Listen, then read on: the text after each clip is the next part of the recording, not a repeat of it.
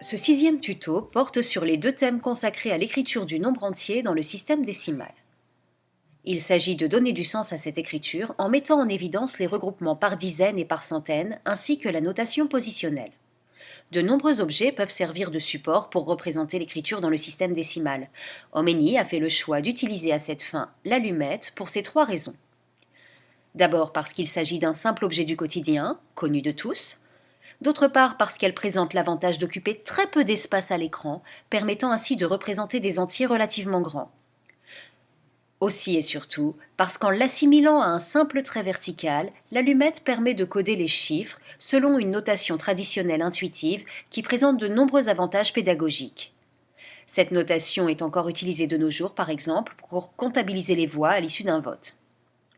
À partir de 4, l'œil parvient plus difficilement à discriminer les éléments consécutifs. C'est pourquoi les anciens ont choisi de positionner le cinquième bâton de manière à barrer les 4 précédents. Notons que le chiffre 5 ainsi représenté se conforme au regroupement naturel des 5 doigts de la main, base historique du système décimal.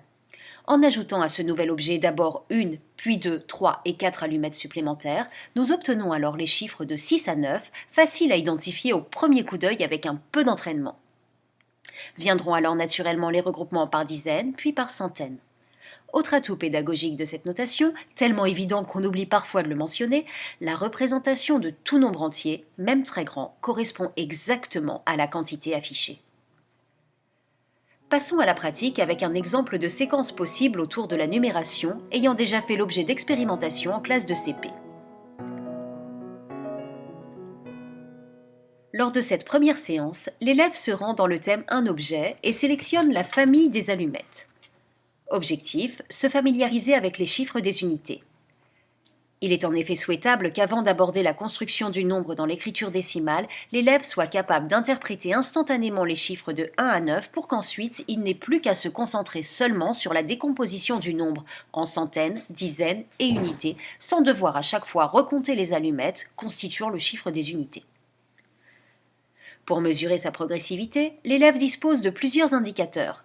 Observer la fréquence de ses erreurs, celle des gratifications obtenues, comme par exemple le nombre de pouces affichés après chaque réponse donnée. Il peut aussi consulter régulièrement les statistiques et pourquoi pas se fixer un niveau à atteindre. À ce stade, l'élève est prêt à aborder la représentation de l'écriture en base 10.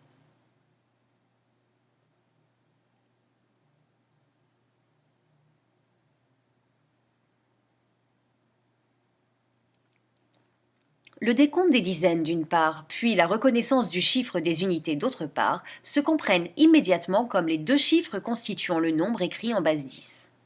En plus d'incarner le concept de système décimal en regroupant les allumettes par dizaines, la représentation se conforme à la notation positionnelle, les dizaines se superposant à gauche et les unités situées à droite. L'élève dispose toujours des mêmes indicateurs de progressivité, analyse d'erreurs, gratification et données statistiques relatives à la numération dizaines-unités.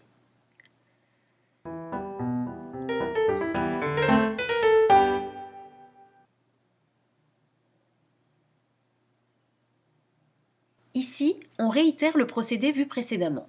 On avait regroupé 10 unités pour faire une dizaine, cette fois, on regroupe 10 dizaines pour faire une centaine.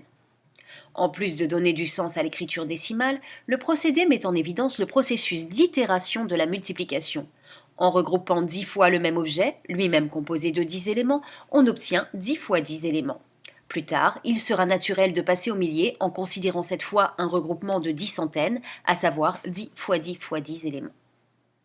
Notons enfin que parvenir à déterminer de façon exacte une telle quantité d'allumettes en si peu de temps fait prendre conscience à l'élève de l'intérêt de cette écriture et d'une telle organisation, ce qui en outre favorise l'appropriation de l'écriture en base 10. Ainsi s'achève ce tuto. Bonnes expérimentations à tous!